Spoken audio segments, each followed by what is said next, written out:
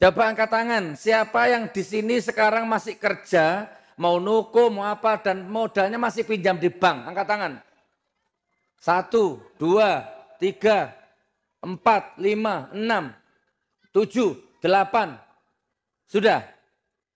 Oke, cukup pertanyaannya. Mau saya jawab yang saklek atau bertele-tele? Pinjam Qurannya. Saya bersumpah atas nama Al-Quran. Siapapun Anda, kalau Anda bisnis kerja, kalau uangnya, modalnya masih pinjam di bank, demi Allah Anda nggak bisa sukses. Ini jawabannya tidak bertele-tele ini.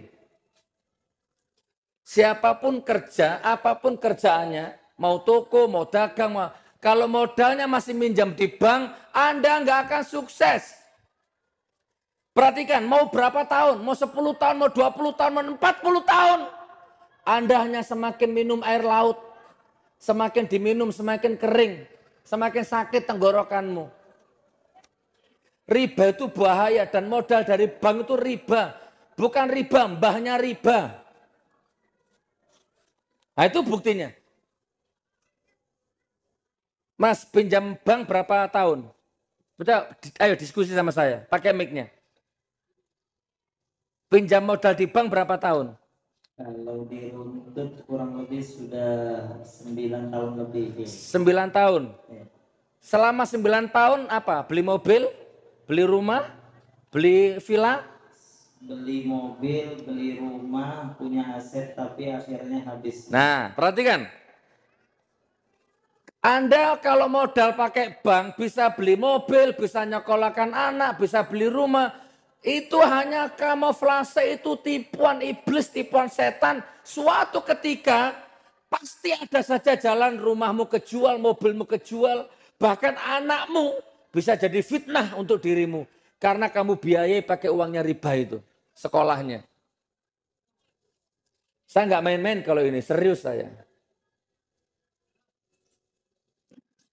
Sekali sakit, langsung untuk biaya pengobatannya nggak sembuh-sembuh sampai hartanya ludes, itu pun nggak sembuh-sembuh.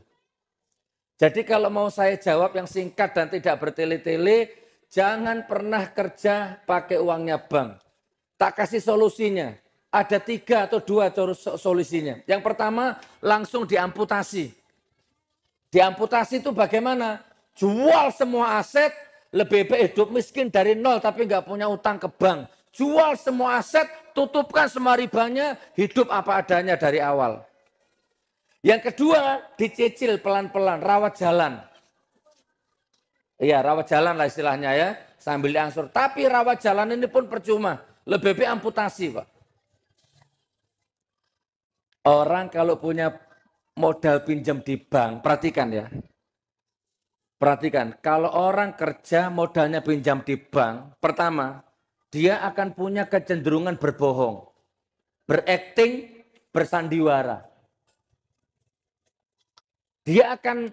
Pokoknya dia akan bersandiwara dengan apapun kalau orang modalnya dari bank. Yang kedua, orang ini tidak akan sukses dan orang ini selalu menyalahkan orang lain. Ciri-cirinya itu kalau modal di bank itu. Nanti tokonya sepi, siapa ya nyantet tokoku ya? Nanti kalau sakit, siapa ya nyantet aku ya? Kok bau menyan? Kok bau tikus?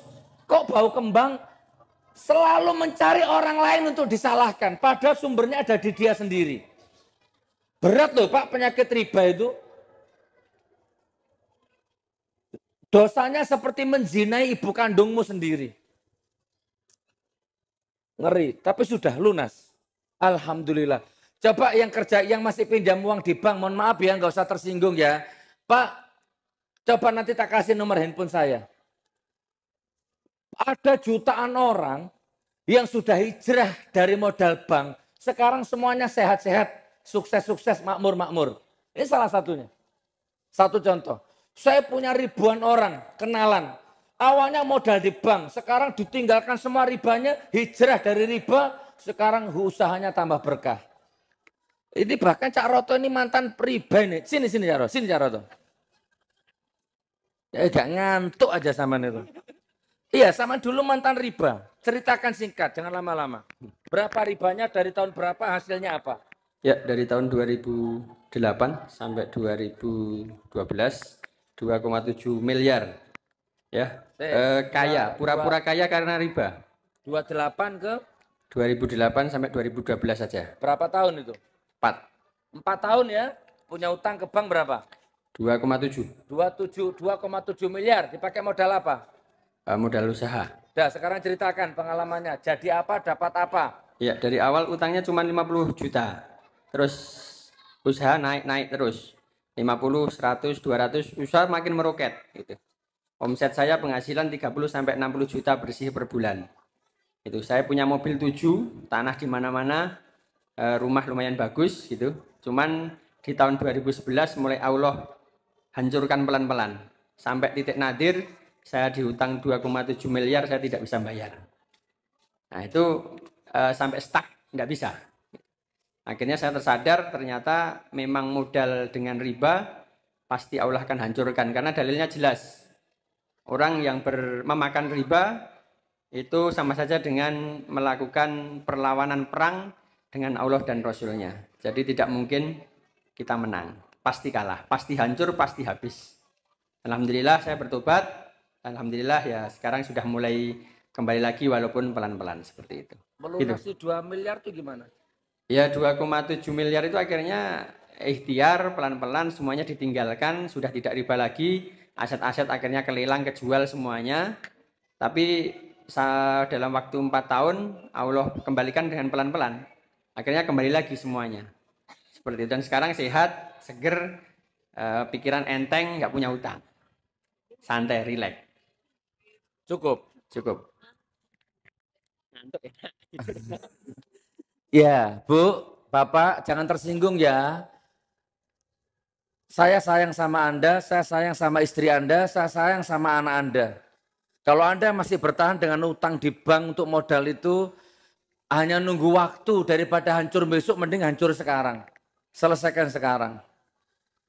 Mobil 7, rumah miliaran, terus itu hanya tipuan, nanti akan tiba semuanya hancur, cur-cur, nggak ada bekasnya. Belum dosanya.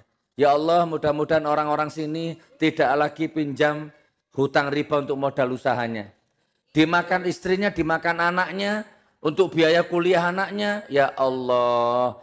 Nanti kalau ada apa-apa sibuk nyalahkan orang lain. Buntu pikirannya, buntu ilmunya. Takbir.